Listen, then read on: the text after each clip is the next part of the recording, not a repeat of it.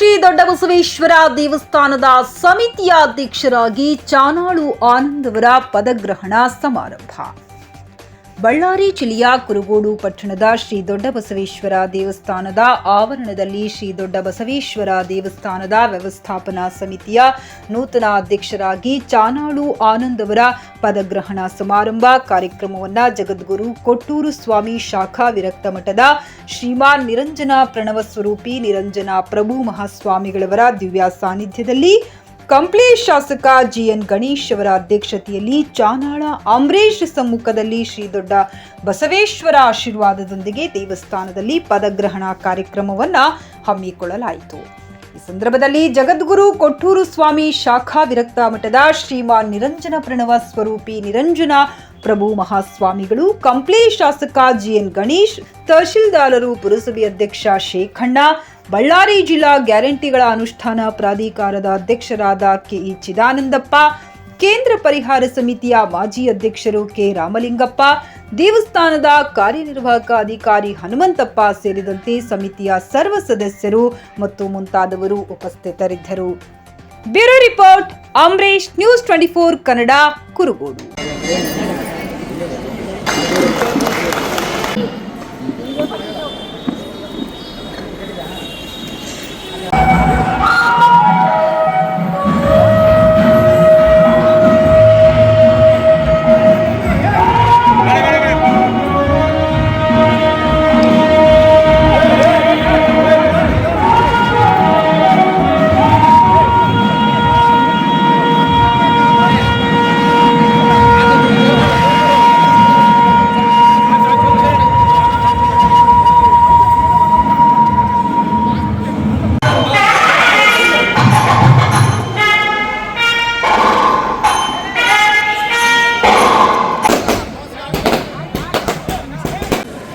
ಕಾರ್ಯಕ್ರಮಗಳಿಗೆ ಯಾರು ಜವಾಬ್ದಾರಿ ತಗೊಂಡು ಕೂಡ ಆಲೋಚನೆ ಮಾಡುತ್ತಾ ತಿರುಗಳು ನಮಗಿದ್ದು. ಹಾಗಾಗಿ ಹನುಮಂತಪ್ಪ ಮತ್ತೆ ನಾವು ಇಬ್ಬರು ಕುರಿತಲ್ಲ ಈ ಕಮಿಟಿ ಮಾಡಲೇಬೇಕು. ರಾಮಲಿಂಗರಲ್ಲಿ ಸಹ ಅವ್ರಿಗೆ ಹೇಳಿ ಆದಷ್ಟು ಬೇಗ ಕಮಿಟಿ ಮಾಡಬೇಕಂತ ತೀರ್ಮಾನ ಮಾಡಿ ಯಾರು ಸೂಕ್ತ ವ್ಯಕ್ತಿ ಅಂತಂದು ಹುಡುಕಾಟ ನಡೆಸಿದಾಗ ಆನಂದಲ್ಲ ಅವ್ರಿಗೆ ಅಧ್ಯಕ್ಷನೇ ಇಲ್ಲದಿಲ್ಲ.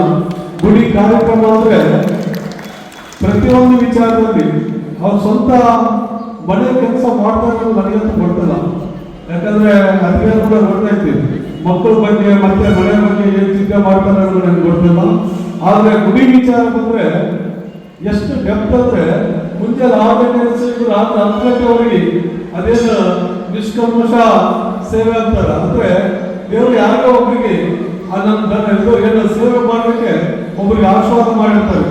ಹಂಗ ಗುಡಿ ವಿಚಾರ ಬಂದ್ರೆ ಅಣ್ಣ ಇದು ಐತಿ ಜಾತ್ರೆ ಹೆಂಗ್ ಮಾಡೋದಂದ್ರೆ ನೀವ್ ಏನ್ ಕೇಳಿ ಕೂಡ ಇಲ್ಲವಲ್ಲ, ನೀವೇನಲ್ಲ ಹೇಳಿ ಇಲ್ಲ ಅಂತ ಅಂಬಲ್ಲ. ಬಸವನ ತಲೆ ಹೋಗುವಂತಲ್ಲ ಹಾಗೆ ಸೇರ್ ನೀವ್ ಏನ್ ಹೇಳಿದ್ರು ಆಯ್ತು.